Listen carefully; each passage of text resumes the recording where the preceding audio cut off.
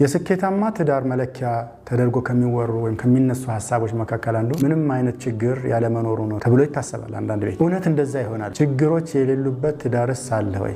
በባልና በሚስት መካከል በሁሉም ጉዳይ ላይ መስማማትና መግባባት ይቻላል ወይ? በምድር ሕግ አይቻልም ነው። ግን ይሄ ማለት ቤቱን ሰላም ያሳጠዋል፣ ፍቅር ያሳጠዋል፣ ስምምነት ያሳጠዋል ማለት ነው ወይ? በፍጹም። አንዳንድ ችግሮችን ባሉበት ትተን አንጠልጥለናቸው ወይም የሆነ መጋረጃ አድርገንባቸው ልንኖር እንችላለን። ቆንጆ ማሳያ አላሳያችሁም? የረሱል ሰለላሁ ዐለይሂ ወሰለም ባለቤቶች እናቶቻችን ተሰባሰቡና አንድ ቀን ለረሱል ሰለላሁ ዐለይሂ ወሰለም ይሄ አይነት ህይወት አንፈልግም፣ ሊሻሻልልን ይገባል አሉና ጥያቄ አቀረቡ። እሱ ጥያቄ ምንድነው? ያው እንደምታውቁት የረሱል ሰለላሁ ዐለይሂ ወሰለም ቤት በጣም ዙህድ የሞላበት ነበረ። ብዙ የሚበላ መንዲ፣ ሩዝ፣ ወተት፣ ማር፣ ቅቤ ምናምን የተንበሸበሸበት ቤት አይደለም። ይሄ የሆነው አንዳንድ ሰዎች እንደሚያስቡት የአላህ መልእክተኛ ድሃ ሆነው አይነበርም። ረሱል ሰለላሁ ዐለይሂ ወሰለም ላይፍ ስታይላቸውን መርጠው ነው። ግን ሴቶቹ ምን አሉ? እኛም እንደ ሌሎች የከተማችን ሴቶች፣ የመዲና ሴቶች ዘናፈታ ማለት እንፈልጋለን፣ መንበሻበሽ እንፈልጋለን፣ ፏ ማለት እንፈልጋለን፣ ስለዚህ አስተካክልልን ብለው ከረሱል ጋር እሰጥ አገባ ገቡ። ረሱል ይሄንን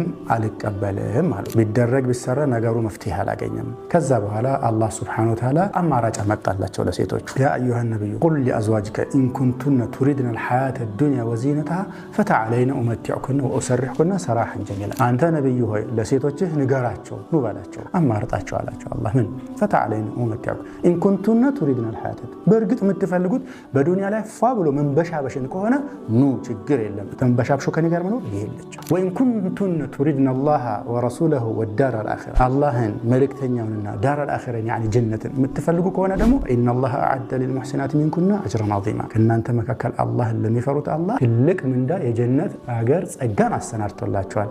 የረሱል ሰለላሁ ዐለይሂ ወሰለም ሚስት ሆኖ ጀነት ውስጥ ከመንፏለል የበለጠ ጸጋ የለም። በእርግጥ አማ ዱንያ ላይ ግን የአላህ መልእክተኛ ህይወት ላይፍ ስታይላቸውን አይቀይሩም። ድሃ አይደሉም ስትል እንደ 3 ወር 4 ወር የረሱል ሰለላሁ ዐለይሂ ወሰለም ቤት ጭስ አይጨስም ነበር፣ ውሃና ቴምር ነው እንጂ የሚበሉት ምናምን፣ እውነት ነው ተዘግቧል። የአላህ መልእክተኛ ድሃ እንዳልነበሩ አንድ ማሳያ ልንገራችሁ።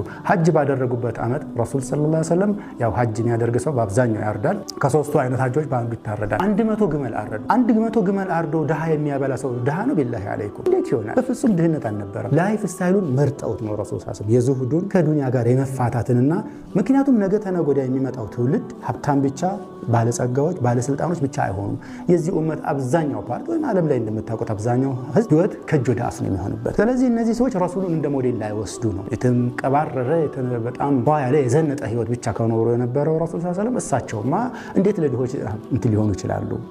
ግን ሀብትም በነበረ ጊዜ ሰውን ሲያንበሻብሹ ሲሰጡ ይሄው ድሃን 100 ግመል አርደው፣ አንድ ግመል ስንት ነው በዘመናችን? 300 ሺህ ምናምን ሺህ ብር ነው። ስለዚህ የ30 ሚሊዮን እርድ አርዶ ድሃ የሚያበላ ሰው ድሃ ሊሆን አይችልም። መርጦት ነው። ከዛ በኋላ ረሱል ሰለላሁ ዐለይሂ ወሰለም ሰበሰቧቸው ልክ አላህ እንደሰጣቸው። ያ ኢማ እኔም ባለሁበት ሐሌ ተቀብላችሁ ትኖራላችሁ፣ ካልሆነ አላህ የማንበሸብሽበት ሀብት ስለሰጠኝ አንበሻብሻችሁና አሰናብታችኋለሁ እንጂ እኔ ላይፍ ስታይልን አልቀየረም። ግልጽ መልስ አስተላለፉላቸው። ያ ጀማ እንዳትረሱ የረሱል ሰለላሁ ዐለይሂ ወሰለም ከምርኮ የሚመጣው 1/5 ወይም 20% የአገሪቱ ሀብት የሳቸው ነው። በየጊዜው በተለያዩ በዘመቱ ቁጥር በርካታ ግመል፣ ፍየል፣ ወርቅ፣ ብር አለ። 1/5 የሳቸው ነው። እንዴት ድሃ ሊሆኑ ይችላል? ፈቅደውና ወደው ነው። ስለዚህ ሴቶቹ አማራጭ ሲሰጣቸው ጊዜ አይ እኛ አላህና መልእክተኛውን መርጠን እንኖራለን። አንዳንድ ችግሮች በቃ የሆነ ሰው ቀይረዋለሁ ብሎ ከመጣጣር ይልቅ ባለበት ያለ ቅድመ ሁኔታ መቀበል በጣም ጥበብ ነው ብዬ አስባለሁ። የምንቀበላቸው የስነ ምግባር ወይም ደግሞ የላይፍ ስታይሎች ምናልባት በጣም ወጣ ያሉና ህይወትን መስቀልቅል የሚያደርጉ